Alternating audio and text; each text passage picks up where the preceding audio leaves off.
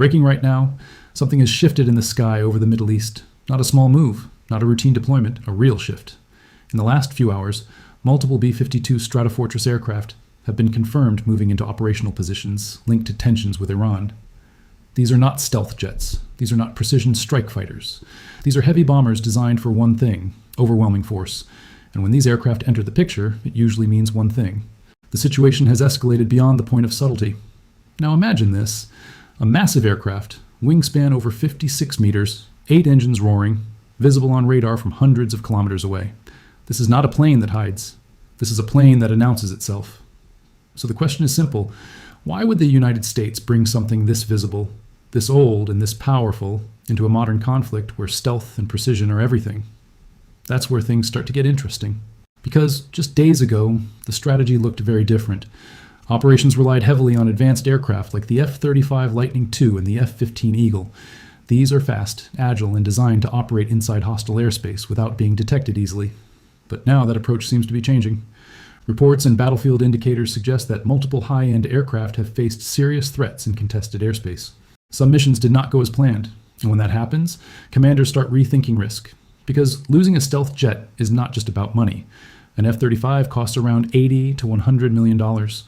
But more importantly, it represents technology, data, and strategic advantage. Losing even one creates ripple effects far beyond the battlefield.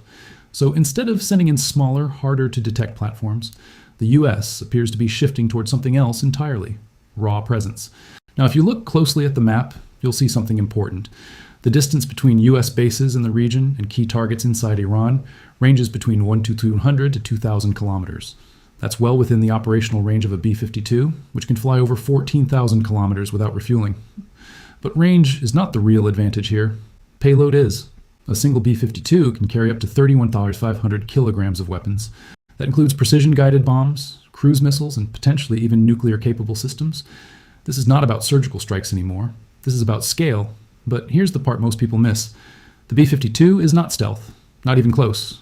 Modern air defense systems can detect it from hundreds of kilometers away.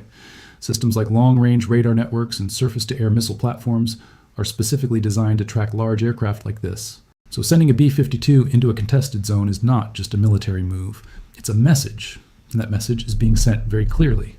Now let's walk through what likely happened step by step. In the early phase of this conflict, the United States relied on standoff weapons. These are missiles launched from outside enemy airspace. They travel long distances and hit fixed targets. This works well when targets don't move: bridges, depots, command centers. But once the conflict evolves, targets become mobile.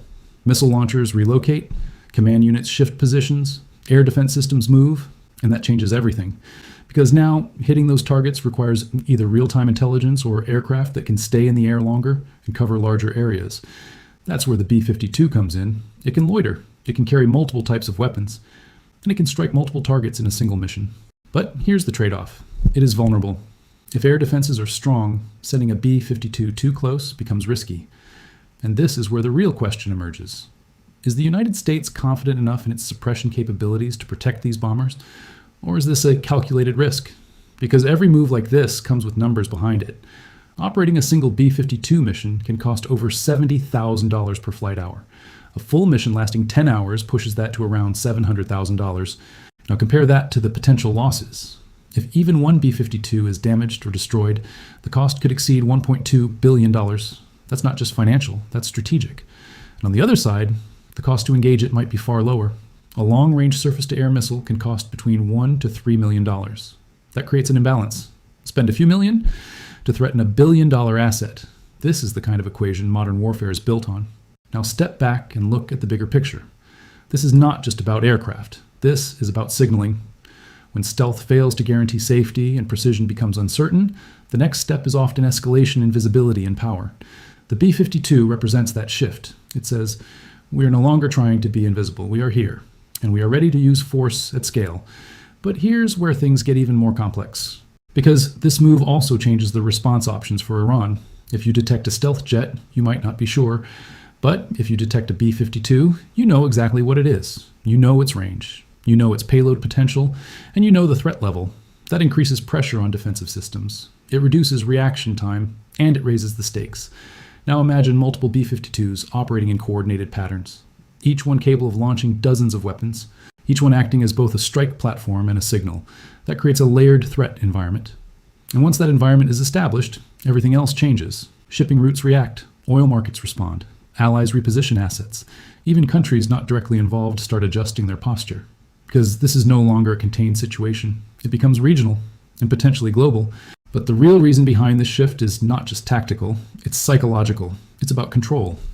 When you move from stealth to visible power, you're no longer just fighting a battle, you are shaping perception. You're forcing the other side to respond under pressure. And sometimes that response is exactly what triggers the next phase.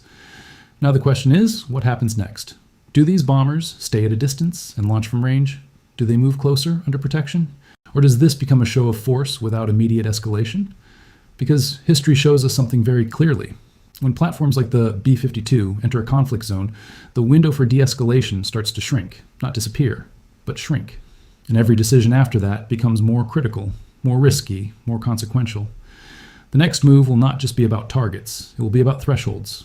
How far each side is willing to go, and how quickly things can change. Because once you reach this level, pulling back becomes harder than moving forward.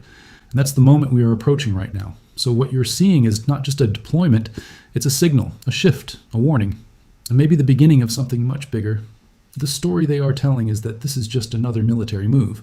But the story I just told you is about escalation, signaling, and the thin line between control and confrontation. If you want to stay ahead of stories like this, where we break down what's really happening behind the headlines, make sure you subscribe.